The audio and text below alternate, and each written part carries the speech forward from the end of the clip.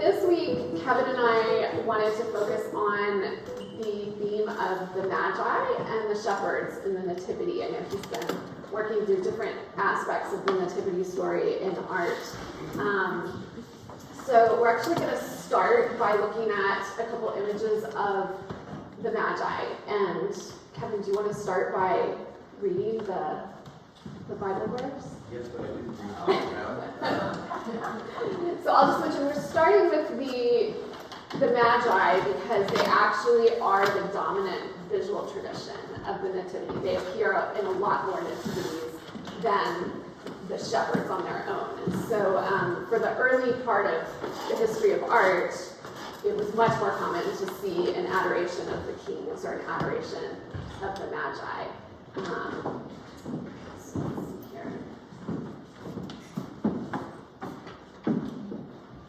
I'm ready. Okay. Hear the story? Yes. This is from the second chapter of Matthew, starting the first verse.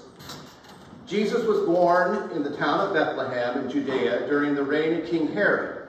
About that time, wise men from the east land arrived in Jerusalem, asking, "Where is the newborn King of the Jews? We have seen his star as it rose, and we have come to worship him." And Herod was deeply disturbed by their question, as was all of Jerusalem. He called a meeting of the leading priests and teachers and religious law. "Where did the prophets say the Messiah would be born?" he asked. "In Bethlehem," they said, "for this is what the prophet wrote. O Bethlehem of Judah, you are not just a lowly village in Judah, for a ruler will come from you, who will be the shepherd for my people Israel." And then Herod sent a private message to the wise men, asking them to come see him. At this meeting, he learned the exact time when they first saw the star. Then he told them, "Go to Bethlehem and search carefully for the child. And when you find him, come back and tell me so, that I can go and worship him too." After this interview, the wise men went on their way, and once again the star appeared to them, guiding them to Bethlehem. It went ahead of them and stopped over the place where the child was. And when they saw the star, they were filled with joy. They entered the house where the child and his mother Mary were, and they fell down before him and worshipped him. Then they opened their treasure chests and gave him gifts of gold, frankincense, and myrrh. But when it was time to leave, they went home another way, because God had warned them in a dream not to return to Herod. This is the word of our Lord. Thanks be to God. So you're looking at here a painting of the Adoration of the Magi from 1423. It's by an Italian artist named Gentile di Fabriano. And before I talk too much about it, given the story we just read, I wondered if you had to pick a word to describe this painting, how would you describe it? What are some words that come to mind when you see it? Gold. Yeah, there's tons of gold in this painting. Ornate. Yeah, it's very, very ornate. And in fact, the artist, I don't know that you can see it this well, but he actually used like three-dimensional plaster gilded in gold to give different elements like the spurs here on his feet, the halos, different things like that, this kind of three-dimensional quality, so it would actually feel and look more like solid gold. And he used a lot of gold underneath the paint to give it a luminosity. So you can imagine, this was an altar piece, which you could imagine in a church filled with candles would really just glow off the surface of the painting. What other words come to mind? I call it busy. Busy. There's a lot going on here, right? So we've got up here, actually in the top quadrant, we have three scenes from the journey of the Magi. So this was common in the background of paintings to have. Here we have the Magi up here looking at the star. Over here they're journeying to Jerusalem to see King Herod. And then in this one they are reaching Bethlehem. And then finally coming into the presence of Christ. This sense of fullness right, is kind of reinforces the theme that Jesus came for the whole world. Jesus came for everyone, so the sense of a crowded composition lends itself to that. And also the Magi were kind of the Gentile equivalent to the Jewish shepherds. So Jesus came for the Jews and the Gentiles. So this is the whole world here. I'll show you. This is actually what it looks like in its frame, and what it would have looked like on the altar. It's even more ornate when you see it that way.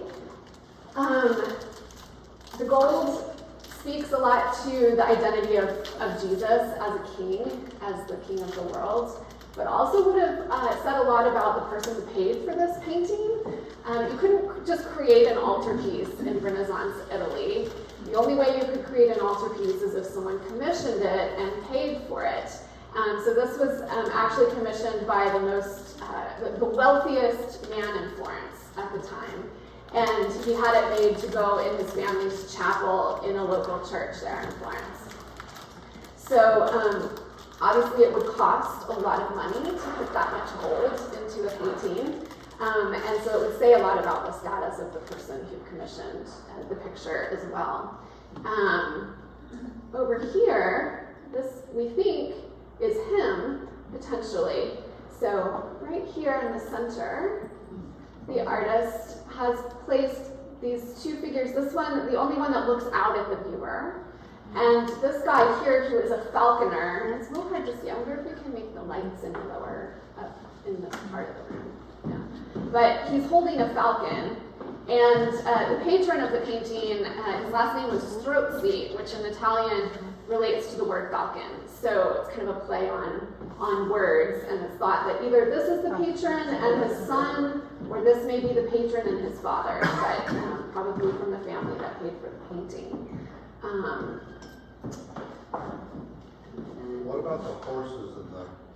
Yeah, so actually I was going to show you some details of that up close. So we've got all these horses. These are Arabian horses, so kind of would have spoken to the trade going on in Italy and the merchant cities of the time in the 1400s. There's other exotic animals too. We've got a lion and a cheetah or leopard of some kind. There's monkeys back here with collars on. And we've got a camel, one of the earliest depictions of a camel in the Nativity. So we have all these exotic animals that speak to, again, this idea that Jesus has come for the entire world. All the nations of the world, all the peoples of the world are coming to worship him.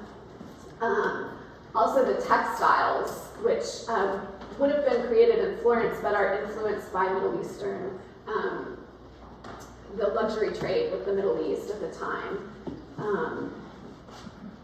And then, Kevin, do you want to speak about the gifts they bring? They bring the gold, frankincense, and myrrh. We've got the gold reflected all throughout the painting, but what's the significance of the gifts? Does anyone know? I leave it to you all. Have you heard about the significance of the gifts? Death and Death? Yeah. Well, gold, of course, is a gift for a king. Depicts royalty. Myrrh, like you said, is often used in the embalming of corpses, but also used in childbirth by midwives. And then incense, or frankincense, is symbolic of the divine, of the way it rises up to heaven, so it's a symbolism of God's Spirit. Mm-hmm. So we've got... yeah. I noticed Mary's in the deep blue. Yes. What's the significance of? So Mary is usually in Renaissance art depicted in medieval and Renaissance art depicted in blue. It's symbolic of the heavens and the sky. So it refers to Mary as kind of the link between the human and the divine, and also her role as the Queen of Heaven. This blue is called ultramarine. It's a very specific blue. It is a pigment that was made from lapis lazuli, which is very expensive. It was very expensive and difficult to mine. It came from the mountains of Afghanistan. And at the time, ultramarine pigment was more expensive than gold. So it was reserved only for Mary or Jesus. The blue that you see in the rest of the painting, the other blues, is not ultramarine, it's a different pigment. But this very rich pigment would have spoken to her royalty, but also the, again, status of the donor who paid for the painting.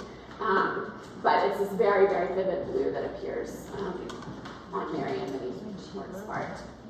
Yes? So, Colette, the articulation, the detail, you can see the faces so clearly with, this must be a huge painting. Is this? Oh, good question. Yes. This is about 10 feet wide and 9 feet tall. That's without the frame. So with the frame, it's even bigger. So yes, it's very large, and you can imagine again the effect in a chapel going up, having mass before a painting like this that's glowing with candlelight. Really very enveloping. It kind of envelops the viewer in the scene.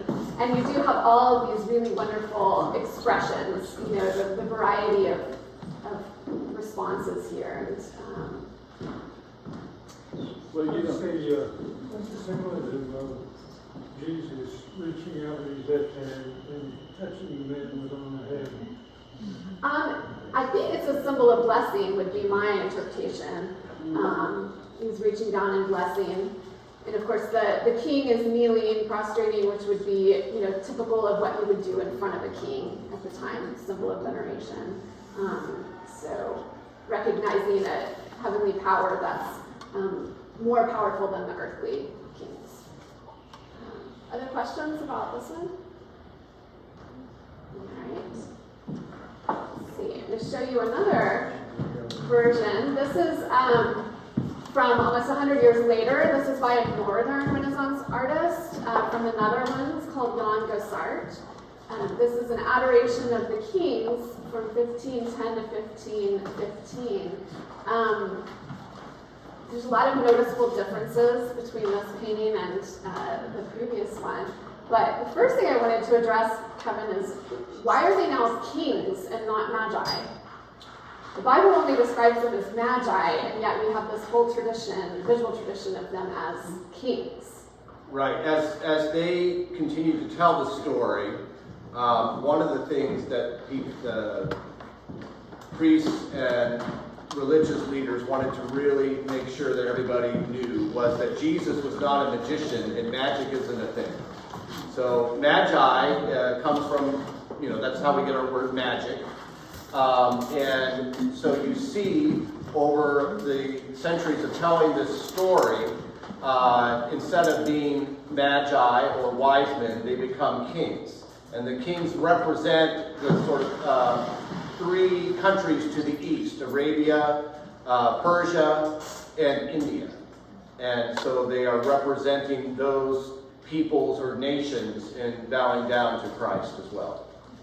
And then later they come to symbolize as well the three regions of the known world, so Africa, Asia, and Europe as well. And why, so I was wondering why three, because the Bible doesn't say how many magi came to worship Christ, but the tradition, I guess, comes from the three gifts that they brought. So the assumption is that three gifts, there must have been three kings. But in this picture, you can see we've moved into this tradition of the three kings representing the three parts of the world. And they've been given names at this point. Do you want to mention? No, I'm trying to remember. This one I think is, this one is Casper. Casper, Gaspar, and what's the third one? This is Melchior. Melchior, Casper and Balthazar. But somehow they've acquired identities by the 1500s. Yes. I can't remember when that began, but. Well, they also, much like the other stories that we talked about in the last 2 weeks, there's a lot of, I'm going to call it fan fiction about the nativity. And so the story of the kings gets expanded out. So in one version, they are sort of converted to Christianity, and in another version they're not, and it doesn't go well for them. But there was a prominent text in Syria, and also, no, I'm blanking on where the other one is from. The Armenian Christian tradition. And the Assyrian one, I think, is the one where they don't convert, and the Armenian one is the one where they do. But there's a whole story of them following the star, and the star is talking to them and leading them. The star is, envisioned as really Christ in the sky before Christ comes down to earth. And so this is much more expanded than those few verses that I read from Matthew's account, from the Gospel of Matthew. And you can imagine, as people were really curious about this story, they had a lot of questions. So that's why this story gets expanded out then to include more details. And Castor, Melchior, and Balthazar, I think, become saints in the Catholic Church. I'm not sure. But they definitely have relics. So this painting was actually done for an abbey church in what was then Flanders, now Belgium. And the church actually had a relic of a piece of cloth of one of the kings. So that may be why this particular subject was of interest to the patron that commissioned the picture. It would have been fitting for that church. And let's see. I'll show you a detail. So here on the left we have this detail of Balthazar, and the artist has very helpfully written his name up here in a kind of script. And what's interesting, so in the previous painting we had the donor portrait inserted into the picture. Here we have potentially the donor, maybe this man, the prominent king kneeling here. This may be a portrait of him. But over here, the artist has actually inserted himself into the picture as well. So he's signed his name along here, and he's also signed his name on the collar here. And I find it interesting that the two black figures in the painting are the ones that the artist chose to inscribe with his name. I don't know if that's significant, but I think even though this painting is very much about the kings, there's some interesting things going on with the kind of outsiders in this picture. So Balthazar was considered the king from Africa, so that's why he's typically pictured as a black king. And then, in addition, the artist is not only kind of putting himself in the picture. There's the main king, who may be the donor. And you can tell this artist has really achieved a whole new level of detail in his painting. There's an incredible amount of detail. The kings, even though they are royalty, they're very human. This guy even has a wart here with hair coming out of it. So these are very humanized kings. In the previous painting, the kings were actually wearing halos. They were more of spiritual, kind of speaking of their spiritual closeness with God. And here they're much more human in their renderings. And then in the background, he's actually situated this in kind of, you can see through here, this sort of European landscape. So it's like a Renaissance, fantastical Renaissance city almost in the background. So putting this scene in the present day.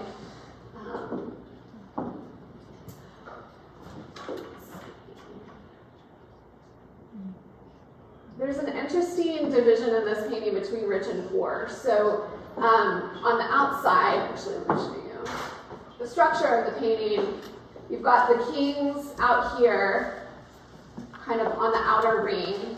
You've got the Holy Family in the center, but in this walled off area.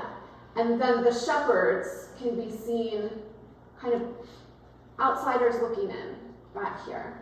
I noticed they were commingled in the other painting. They were in the crowd, mingled with, Yeah, I think actually in the other painting, those are all meant to be like pages and courtiers and attendants. There's a sometimes the shepherds would be like, there'd be a little scene of the adoration of the angel appearing to the shepherds way in the background. And here, there's one of those as well. The shepherds back here are tending their sheep, but now they've moved closer, but they're literally behind a barrier.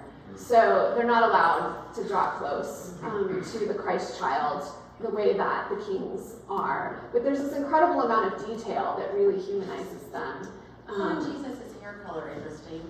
Yes, and this is, so everyone in the painting has lost their halos as well, except for Jesus has this little remnant of a kind of cross, gold cross sticking out from his little gold hair there. Mary wears a veil instead of a halo, which speaks to her kind of chastity and her purity. And then it's really interesting. So they've developed what's known as linear perspective by this time, and so you can see all these diagonals in the painting that kind of converge, and the lines on the floor, there's this ruined tile floor here, and these lines, if you actually follow the lines, the vanishing point is not at Mary, it's at the head of the shepherd who's behind her, which I think is very significant. Mary is actually the mathematical center. Her head is the mathematical center of the composition, but where your eye is drawn through the linear perspective, it ends at the shepherds in the background. So I think there's some interesting things going on here with people on the margins in this picture. It's also notably this strange setting. We've got a ruined, kind of falling apart tile floor in the foreground. We've got this crumbling building in the background. Kind of classical, kind of looks like it might have been a grand palace at some point. There are kind of Roman and Greek elements in it, which speak to the sort of Hellenistic culture that Jesus was born into. And up here on this little capital, you can't see it, but there's actually a depiction of the sacrifice of Isaac, which prefigures Christ's own crucifixion later. But the theme here is this kind of Christ coming into this world that is decaying, that's falling down, and the hope of something new that is beginning, that's going to restore the world. What about the dogs? They're kind of prominent. Yeah, so these dogs here, dogs are actually really common in nativity imagery. They were a symbol of fidelity, of loyalty and faithfulness, typically in Renaissance art. They also, I think, serve, you can imagine, again, if this is on an altarpiece, it's going to be higher up, right? So they're kind of at your eye level. It's a way of drawing you into the picture. They're right here in the foreground. So kind of make you feel like you're stepping in to the painting. But there's no ox. There is actually, he's a little hard to see. He's right here behind Mary, and then the donkey is here. I don't think I have a close-up of him. And The person in the red robe. that's Joseph. That's Joseph. Yeah, so Joseph and Mary, and then these kings. And I mean, there's so much detail. You can see his toes through his leather boots there. Is that a dove coming down? I noticed the last one Yes, was a dove. there's a dove, the dove of the Holy Spirit, coming down, and there's the star up above.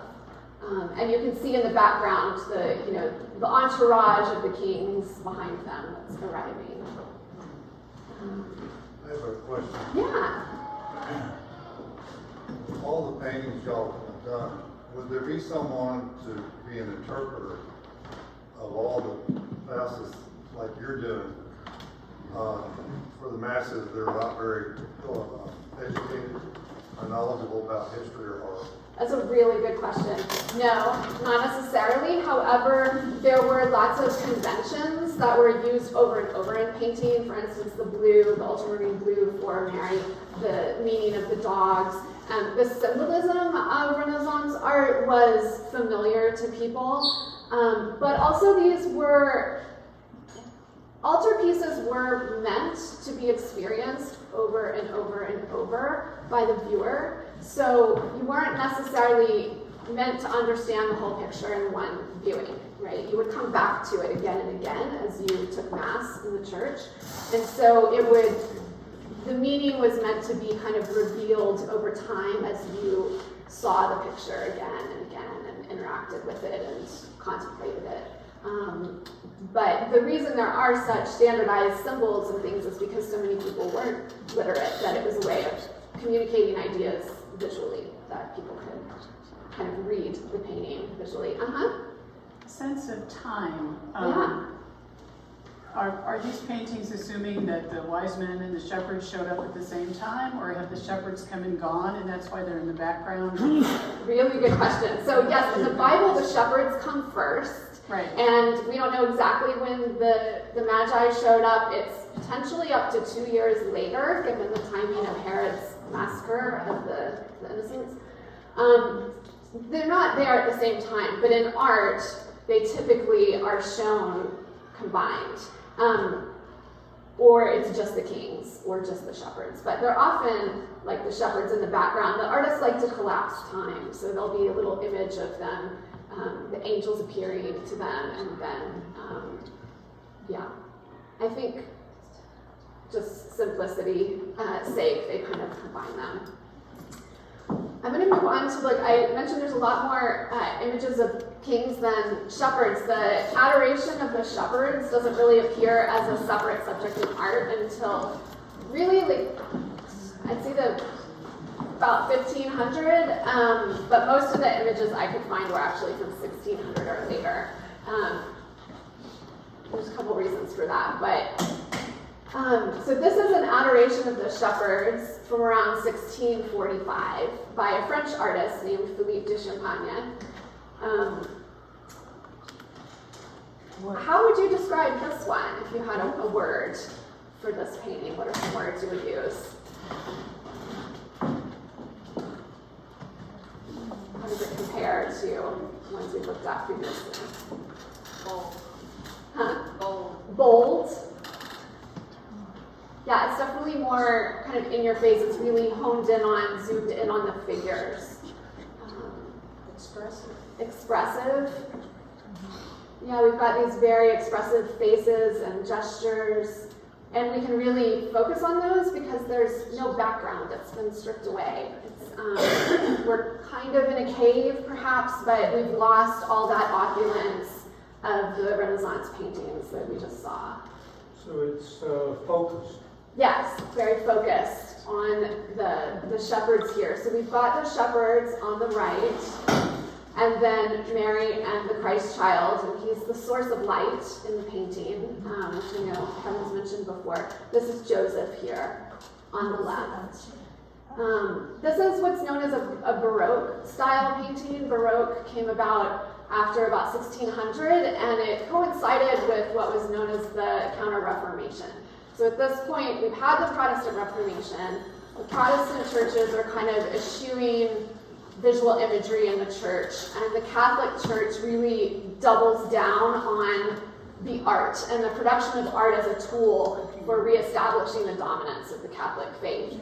But the style is very different, and the style is all about kind of drama and theatricality, and the point is to move you. It's to invite a sort of personal engagement with the subject, to invite a response from the viewer. It's meant to bring these biblical stories to vivid life. So you can imagine worshiping before one of the ones that we saw before. It's a very static picture. It kind of inspires reverence. Something like this is meant to inspire emotion.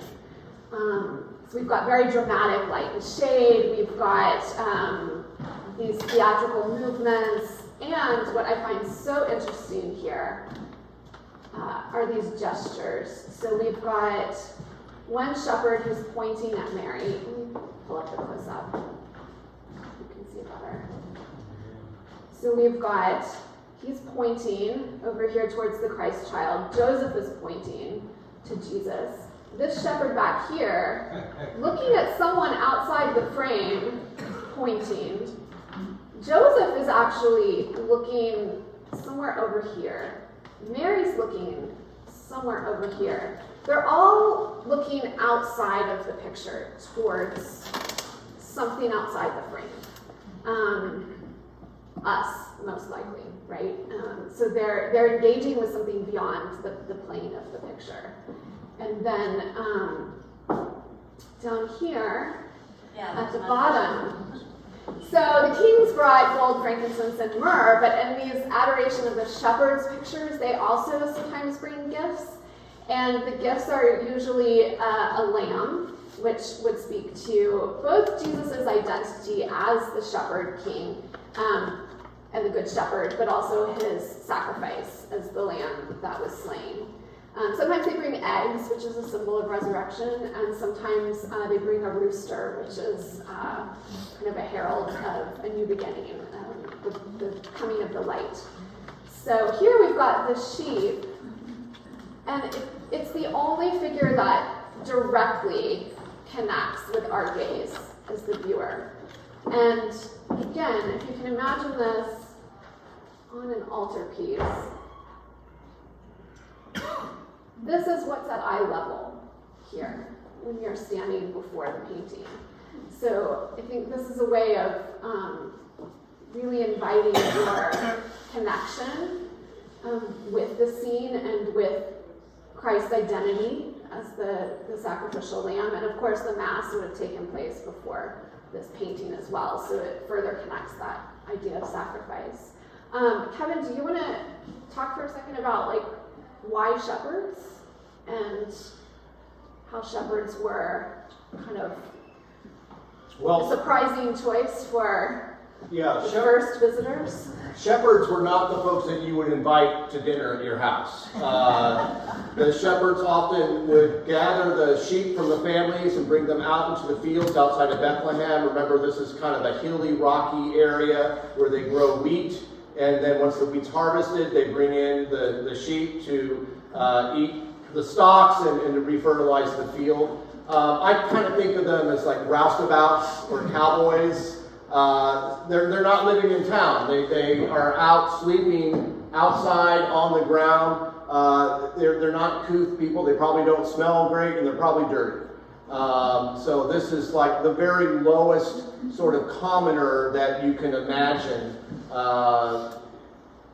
That's getting the message first. They're the first ones to hear this message from the angels, and the first ones to come to Christ.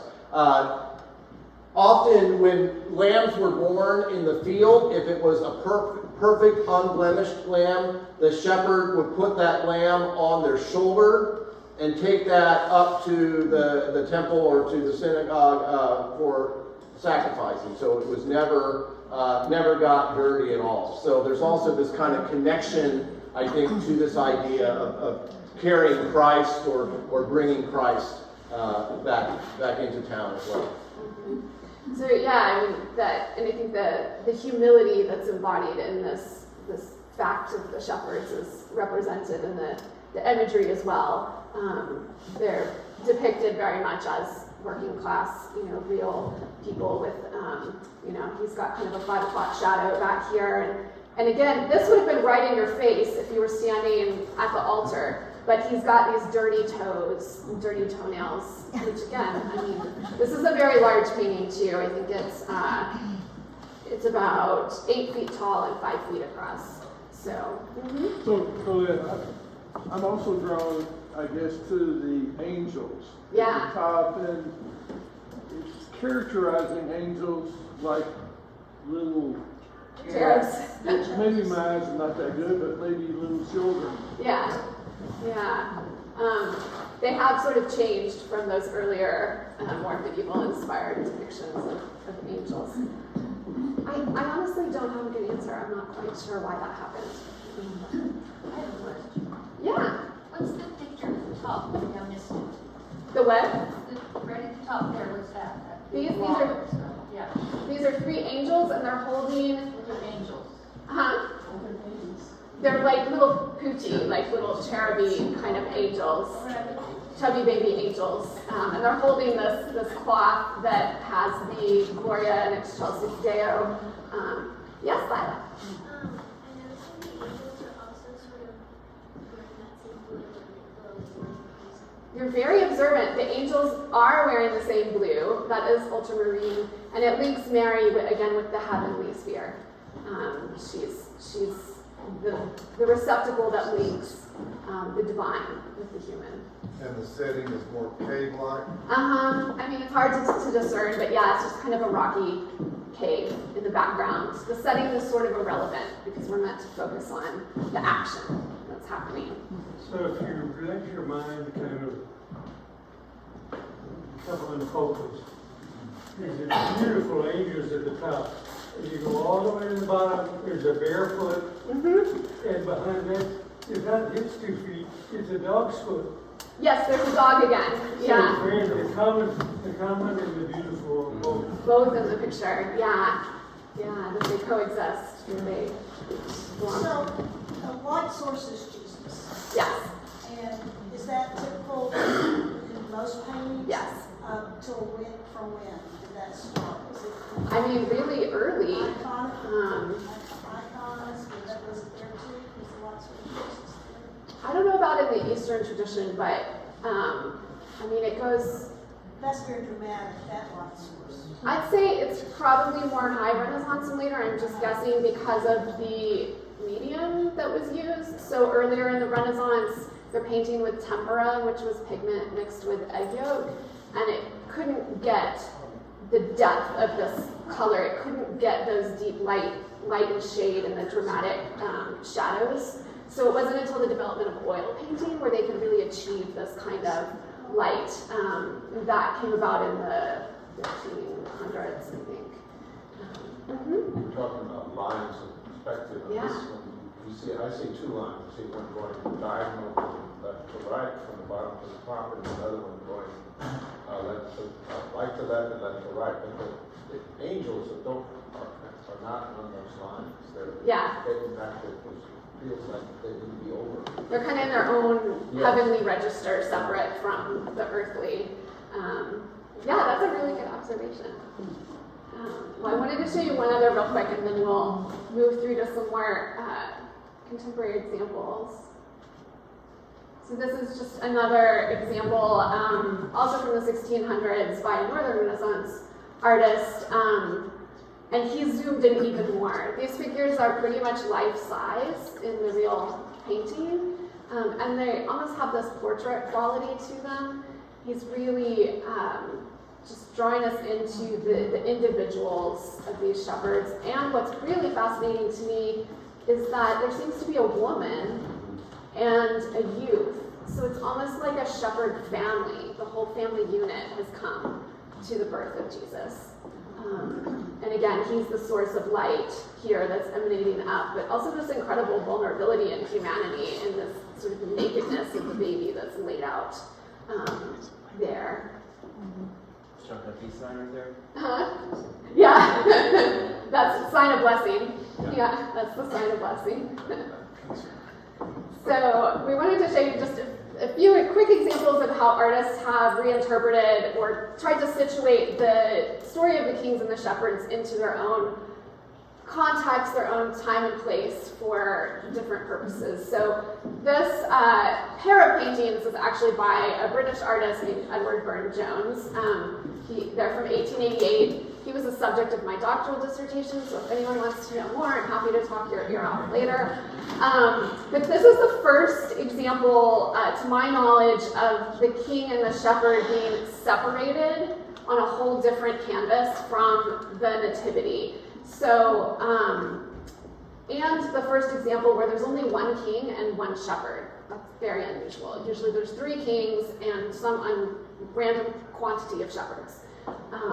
These would have hung, they were created for a church in southwest England, and they would have hung on either side of the altar up into the chancel. So right here on the left was the king and the shepherd, and on the right would have been the nativity.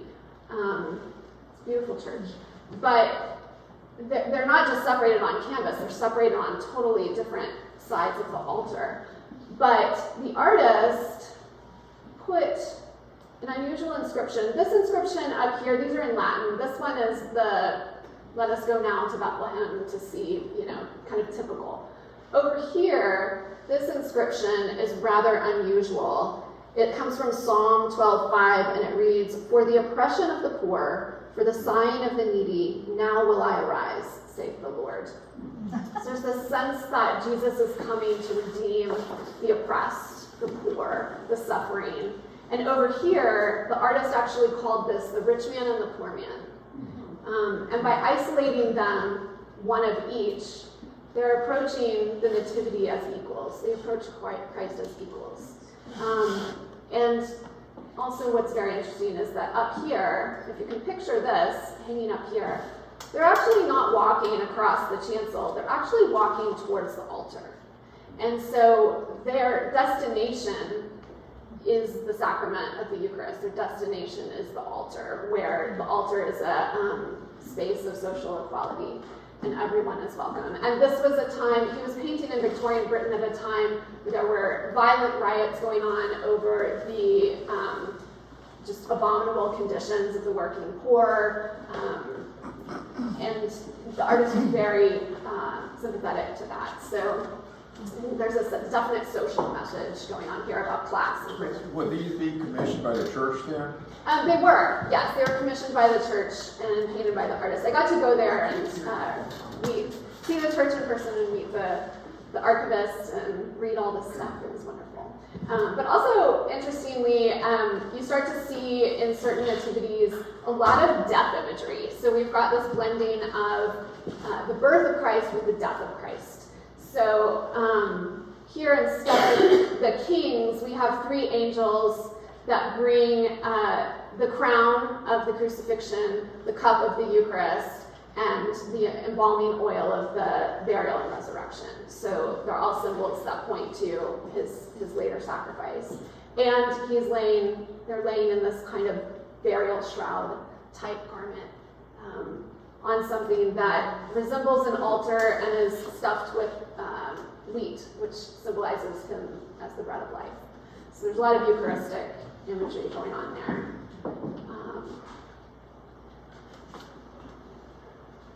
This is by a Korean artist from 1952. He did a whole series of the life of Christ based in Korea with Korean figures. And so we have Mary and the baby Jesus, who you really can barely see here, but he's got a little halo, and Joseph here. And they're all wearing traditional Korean garments.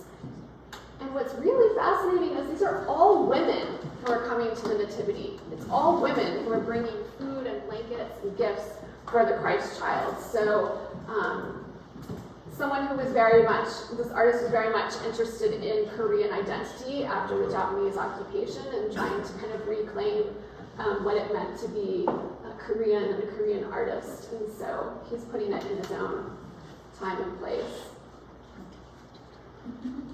Close up. This is a contemporary painting just from a couple of years ago called Tent City Nativity. And this artist has placed the Holy Family in what seems to be a homeless camp. And we've got these two figures here bringing gifts. Zoom in a little so you can see there's a star up above. We've got this person bringing blankets. This man's bringing a tray of coffee. This kind of humble offerings. Yeah. That made me wonder, if he's bringing Starbucks, is he like an outside figure who's coming in? Or is he kind of the kingly figure and the other one is the shepherd kind of figure? But again, kind of asking us to consider the meaning of the nativity in our current day and where we meet the Christ child. And then finally, wanted to end with this one. This is from 2008 by a British artist. It's called Bus Stop Nativity. And this was actually commissioned by a church advertising network in London, in the UK.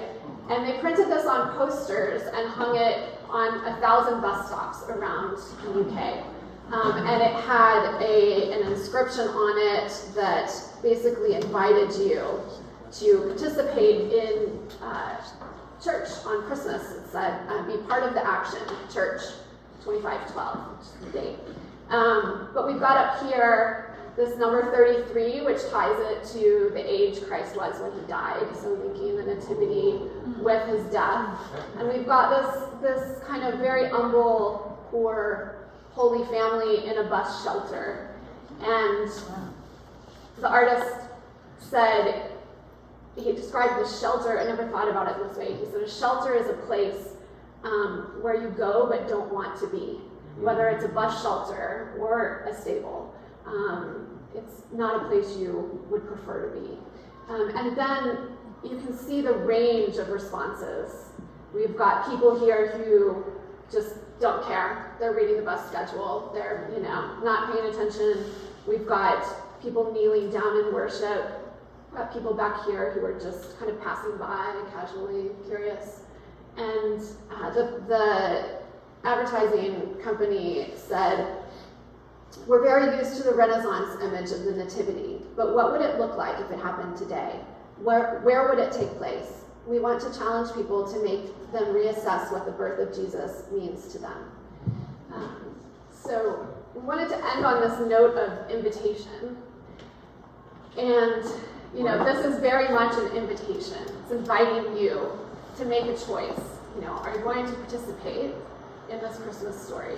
Are you going to be a passerby? Are you going to stop what you're doing, bow down and worship? And I think this little bag in the foreground is key too, because it's like you want to reach in and pick it up. It's like begging you to kind of step into the picture. So with that, I think we're out of time, but we wanted to leave you with a couple of questions to contemplate after this series. And first is sort of, what figures do you identify with the most in the Nativity? And why? We've looked at all different figures, even some that maybe you didn't know about in the Nativity, like the midwives, but who do you identify with? And then how do you feel the Spirit leading you to respond to the birth of Jesus in this Nativity story? Just like these paintings are inviting us to do. So.